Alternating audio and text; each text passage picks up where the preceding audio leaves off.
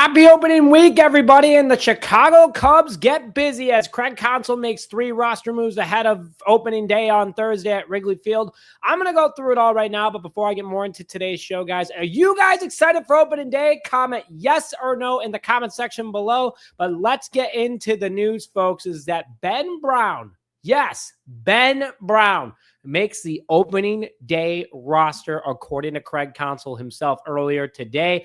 The big 6'6", 210-pound pitcher at 26 years old had his struggles last year, but has had a very strong spring training, and Craig Counsell brings him up to the opening day roster. 2 years in the big leagues. Last year, he got most of his playing time. A solid spring training, to say the least, for him. Stats don't lie for him. He had a rough 2025, but once he started coming out of the bullpen, I think that that's where he belongs. I've talked about this over on the Chicago Bears channel that we run for just another year, but some coordinators are just meant to be coordinators. Well, some guys are meant to be starting pitchers, and some guys are not meant to be starting pitchers, and Ben Brown definitely could be a very strong relief pitcher for this Cubs team for not only this year, but for years to come. And he's got a lot of untapped potential. Last year in 25 games, he did have a 5-8 record, and he did have some good stuff at points, but he had a 5.92 ERA and 106.1 innings pitched with 121 strikeouts to 32 walks. Not bad, to say the least. Almost a 4-to-1 ratio when it came to that. And a big turnaround so far for the young pitchers so far this year. His control has gotten a lot better during spring training. His bullpen maybe his calling, like I was saying. And I like what he brings to the table. Big pitcher, cannon of an arm. When he does have control, his stuff is untouchable. And going through what he did this past year in spring training in 6 games for the Chicago Cubs, 1-1 win-to-loss record with only a 2.53 ERA, 13.2 innings pitched with 9 strikeouts to 5 walks, almost a 4-to-1 ratio again. That definitely is going to improve as time goes on.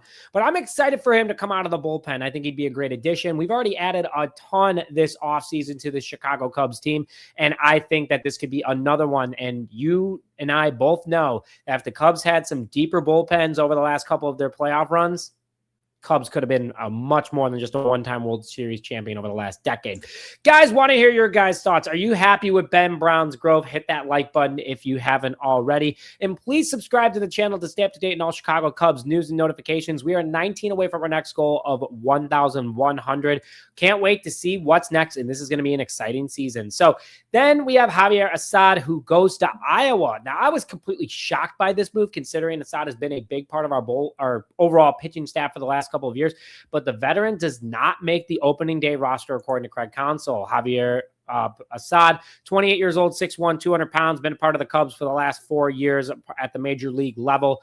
He's been a starting pitcher and a relief pitcher during the time, but this is still just weird to me, to be honest with you. I mean, he was late to the start of spring training due to some visa issues. He still put up good numbers, and honestly, I was assuming he would get the call up to be in the bullpen over Ben Brown. But Craig Counsell wants to send him down and get him some more work. And in 3 games in spring training this year, a 1-0 record with a 1.35 ERA, only 6.2 innings pitched. He was in the World Baseball Classic, so he didn't get too much time with an 8-1 strikeout to walk ratio. He was a starter. He started late in 2026 as well. And, you know, getting to camp, obviously late, wasn't ideal. It limited his play at the World Baseball Classic. But this past year for the Chicago Cubs, if he didn't get hurt, he was in for a big season. In 9 games with the Cubs, he had a 4-1 record with a 3.65 ERA, 37 innings pitched, 23 strikeouts, 12 walks, which talk about control issues, but he still got it done at the end of the day.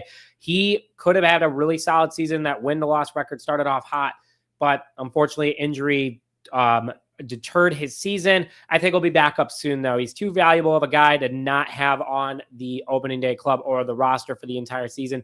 Ton of experience, and also we wouldn't have put him through arbitration this past year if we weren't planning on bringing him back.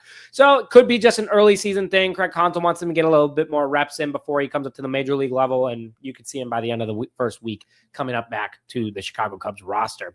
Finally, guys, the last piece of news is that Seiya Suzuki hits IR, coming off a career year with over 30 home runs, and he was a top 75 player voted by MLB's top 100 players. Due to a World Baseball Classic injury he suffered for Team Japan, he'll be out for some time. And I'm going to miss his bat. I'm going to miss his swagger. I'm just going to miss everything about it. This guy, when he was playing in the field, he was a great defensive player. But last year, career year at the plate, Solid defensive start. Not an ideal situation for the Chicago Cubs to start this season. I'm going to miss him a ton. It is early, 162 games. Trying not to worry about it too much, but Seiya will start the season on the IL, and hopefully he gets better soon. But guys, with that, thank you as always for tuning in this episode of Just Another Year Chicago Cubs. If you haven't already, please go like, comment, subscribe. But my name is Nick Rodi, and as always, I want to hear it loud and proud. Go Cubs, go, baby.